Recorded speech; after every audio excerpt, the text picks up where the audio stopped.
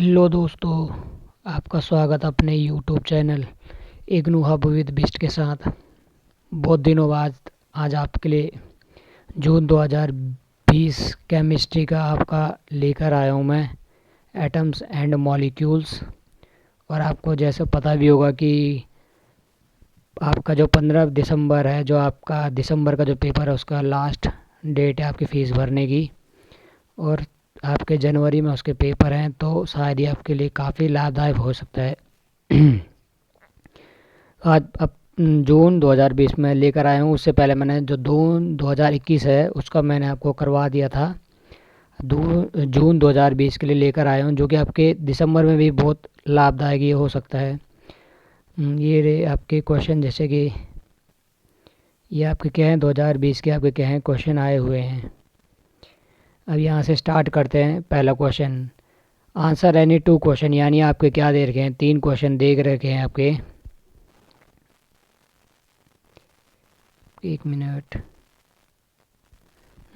ये 3 क्वेश्चन दे रखे हैं, ए बी एंड सी। तो उसमें से भी कोई से भी क्या है आपको क्या करने हैं, 3 क्वेश्चन क्या है करने हैं। उसके बाद इनके आंसर की तरफ चलते हैं। जैसे ए है, what is the selection rule for rotation spectrum of diatomic molecule, कि सिलेक्शन रूल आपका क्या है डायटोमिक मॉलिक्यूल के लिए।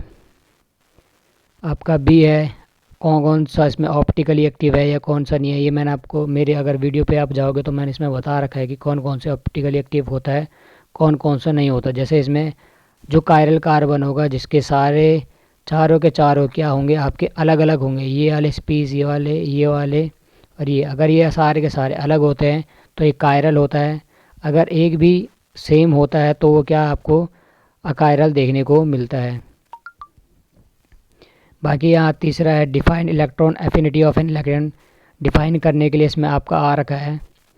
क्वेश्चन 2 है, अटेम्प्ट एनी 2 क्वेश्चन। क्वेश्चन 2 में भी आपके कोई 2 करने हैं, लेकिन आपको मैंने तीनों के तीनों सॉल्व करा रखे हैं कि कोई सा भी आपका आ सकता है, चाहे इस पेपर में ना आए दूसरे पेपर में आ सकता है। इसीलिए आपका इसमें क्या है, एक क्वेश्चन क्या है आपका, give the main 2 reason failure of classical physics He2 does not exit करता है। और एक है कि अल्फ़ा डीके आपका क्या है। तो तीनों ये है आपके दे रखे हैं। 2 रीज़न थे आपके, मैंने 3 रीज़न आपके दे रखे हैं।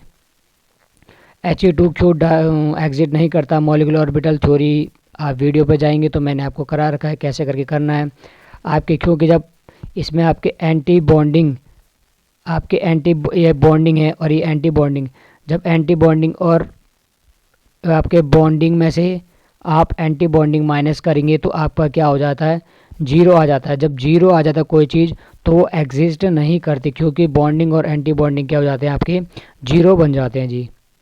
उसके बाद तीसरा है कि अल्फा डीके का क्या है, और विद दी एग्जाम्पल के तौर पर। तो क्यों क्या है, the loss of an alpha particles by radioactive nuclide is known as alpha decay, कि अल्फा पार्टिकल्स के द्वारा लॉस, अल्फा पार्टिकल्स का लॉस होना रेडियो एक्टिव न्यूक्लाइड के द्वारा, ये आपका क्या कहलाता है, अल्फा डीके आपका कहलाता है।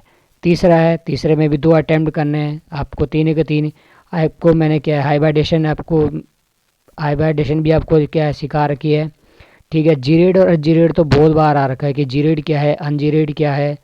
और एक है what the percentage ionic character of HCl given that observe dipole movement, इतना दे रखा है। और HCl डिस्टेंस उसमें दे रखी है 127 पॉइंट, ये दे रखी है।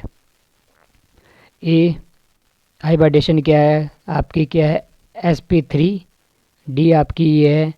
और अगर आपको इन क्वेश्चनों को अगर थोड़ा सा भी दिक्कत हो रही है तो मेरे को कमेंट बॉक्स में लिख देना, मैं उनको दोबारा से समझाने की कोशिश करूँगा, या फिर कमेंट में ही आपको उसका जवाब आपको मैं दे दूँगा। एक्सप्लेन द टर्म जीरेड और अनजीरेड, ये तो भाई बहुत बार आपका क्या है आ रखा है, इसके तो पूछो ही मत कि जीरेड है कि या अनजीरेड है। एक आयनिक कैरेक्टर वाला। और आप जितने भी नए जो हैं वीडियो को देख रहे हैं वो आप वीडियो को शेयर करें, अपने दोस्तों को भी बोले, और क्या है सब्सक्राइब भी कर दे अगर आपको अच्छा लगता है तो।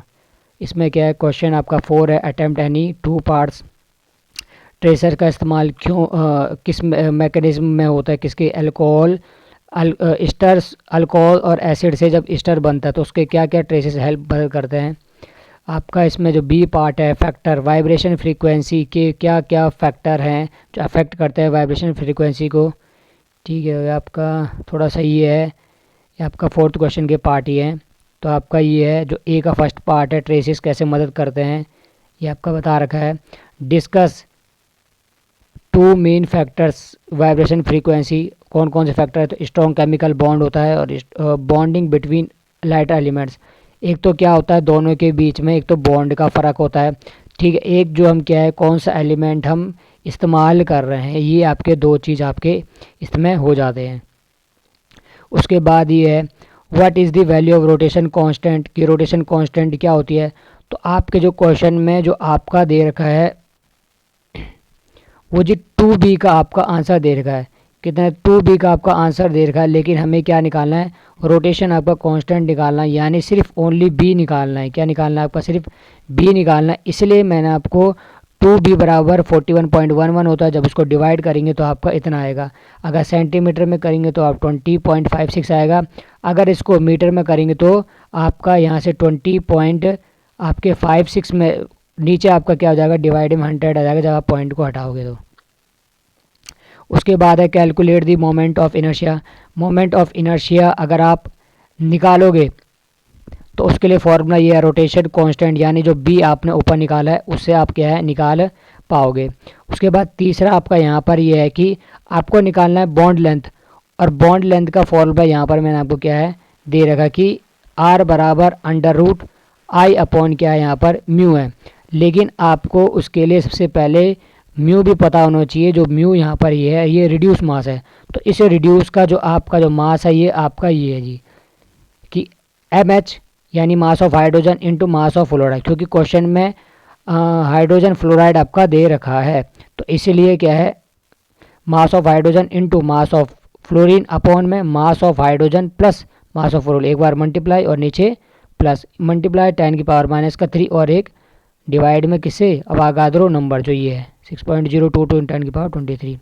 ठीक है, उसके बाद आपका जब एक बार आपका क्या आ जाएगा म्यू आ जाएगा तो उसको आप रखेंगे तो आपका क्या आ जाएगा, आपका बॉन्ड लेंथ आपकी क्या है निकल के आ जाएगी। उसके बाद क्वेश्चन 5 में एक ही अटैम्प्ट करना है। जैसे फर्स्ट ए का फर्स्ट पार्ट है what is electronic configuration of chromium, chromium का इलेक्ट्रॉनिक कॉन्फ़िगरेशन क्या होता है। डी ब्रॉगली वेवलेंथ से आया हुआ है, हेजनबर्ग अनसर्टेनिटी प्रिंसिपल आया हुआ है आपका ये चीज़। जो आपके दिसंबर वाले लोग देख रहे हैं, क्योंकि अभी तक ये आया नहीं है तो शायद दिसंबर में आपके आ सकता है। और आपके ये है तो इलेक्ट्रॉनिक क्रोमियम का क्या होता है 24, तो उसका इलेक्ट्रॉनिक कॉन्फ़िगरेशन क्या हो जाएगा 1s2 2s2 2p6 3s2 3p6 4s2 3d5 and 4s1। इसको याद करने का तरीका मैंने आपको वीडियो में दे रखा कि किस प्रकार से इसको करा जाता है। बाकी डी ब्रॉगली वेवलेंथ है, उसका जो फॉर्मूला है वो आपका ये होता है लैम्डा बराबर h अपॉन mv, जहाँ h क्या होता है हेजनबर्ग कांस्टेंट होता है, और इसका आपको पेपर में दे रखा होगा कि कितना इसका होता है, तो इसका होता है 6.626 इंटू 10⁻34। ठीक है जी, बाकी m भी आपको दे रखा है और वेलोसिटी भी आपको क्या है दे रखी है। इससे आपका क्या है लैम्डा निकल जाएगा, यानी डी ब्रॉगली वेवलेंथ निकल जाएगा। उसके बाद हेजनबर्ग अनसर्टेनिटी प्रिंसिपल आपने क्लास 12th में भी क्या है इसके बारे में आपके पढ़ रखा होगा। It state that it is impossible to determine, यानी दोनों का उसकी पोजीशन और उसके मोमेंटम या वेलोसिटी इलेक्ट्रॉन के पोजीशन और उसके मोमेंटम को एक साथ हम क्या है पता नहीं कर सकते, एक ही बार में एक ही चीज़ का पता लगा सकता, ये अनसर्टेनिटी प्रिंसिपल कहता है हेजनबर्ग। उसके बाद ये आपका resonance structure of nitrate ion, जो कि आपके लुईस बेस से आपका क्या है बनाते हैं, कि इसमें क्या होता है कि एक में डबल बॉन्ड चढ़ता है तो दूसरे में हट के दूसरे में चले जाता है। और एक ही है कैलकुलेट दी, जो बोर एटॉमिक थ्योरी है उसके ऊपर आपका आया हुआ है। अब इसमें थोड़ा सा आपको कन्फ्यूज़न हो सकता है, वैसे तो उसका फॉर्मूला ये है आर रेडियस निकालने का आर बराबर n square epsilon naught h square upon pi m z into e square यानी इलेक्ट्रॉन। यहाँ पर जो एप्सिलॉन नॉट इसका फॉर्मूला ये होता है 8.854 × 10⁻12, एच हेजनबर्ग सर्टेनिटी प्रिंसिपल, पाई 3.14, मास जो इलेक्ट्रॉन का दे रखा है और इलेक्ट्रॉन की आपका क्या है जो चार्ज है वो कितना होता है, ये आपका चीज़ दे रखा है। अगर आप इन सारे चीज़ों को याद करना तो मुश्किल होगा। और यहाँ पर एक ये चीज़ है कि यहाँ पर एन और ए क्या है, जितने जिस ऑर्बिट का निकालोगे और जिस एटॉमिक का निकालोगे वो चीज़ है यहाँ पर। तो जैसे आपका एटॉमिक दे रखा है यहाँ पर किसका, लिथियम, तो एटॉमिक नंबर लिथियम का क्या होता है आपका यहाँ पर हाई ली, यानी 3 आपका एटॉमिक नंबर होता है। और किस ऑर्बिट का पूछा गया, सेकंड ऑर्बिट का क्या है यहाँ पर पूछा गया, तो वो आपका एन पे रखोगे 2 ये, और आप जेड पे कितना लिखोगे 3, एटॉमिक नंबर 3। या तो ऐसे चीज़ है सबको एक चीज़। और एक मैंने आपको ये दे रखा है कि जो आपका ये सारे चीज़ होती है किसका, epsilon naught h square pi m e square, इसका पूरा का पूरा होता है आपका जो होता है 52.9 पिकोमीटर इसका आंसर होता है। अगर ये आप याद कर लेंगे तो आपको क्या हो जाएगी, इससे आसानी हो जाएगी। ठीक है, और जब आप रखोगे तो एन की जगह तो पता है कि आपका सेकेंड ऑर्बिट का पूछ रहा है, और आपका जेड यानी एटॉमिक नंबर आपको पता है 3 है। जब इसको मल्टीप्लाई कर लोगे तो आपको क्या हो जाएगा, ये सरल पड़ जाएगा और आपका आर यहाँ पर निकल के आ जाएगा। सिर्फ आपको ये चीज़ों का क्या है याद रखना है कि इसको मिला के आपका कितना होता है 52.9 पिकोमीटर। पिकोमीटर आपको पता है कि 1 पिकोमीटर बराबर होता है 10⁻⁻12 मीटर के बराबर ये आपका होता है। तो ये था जी आज आपका जो 2020 का जो आपका जो पेपर आया हुआ था इग्नू का, आपका क्या है जून सेशन का, इसका मैंने आपको क्या है सॉल्व करा दिया। अब मैं आपके लिए क्या है 2019 का आपका क्या है लेकर आऊँगा, और ये सीरीज़ ऐसी चलेगी, थोड़ा नहीं ले पाए वाला कोर्स।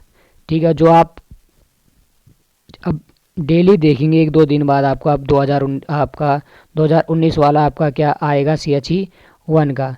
और जो अभी आपके नए दोस्त देख रहे हैं वो आप सब्सक्राइब कर लीजिए ताकि आपको इसका फ़ायदा पहुंच सके।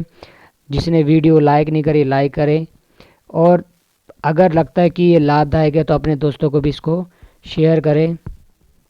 बाकी goodbye, take care and thank you for watching।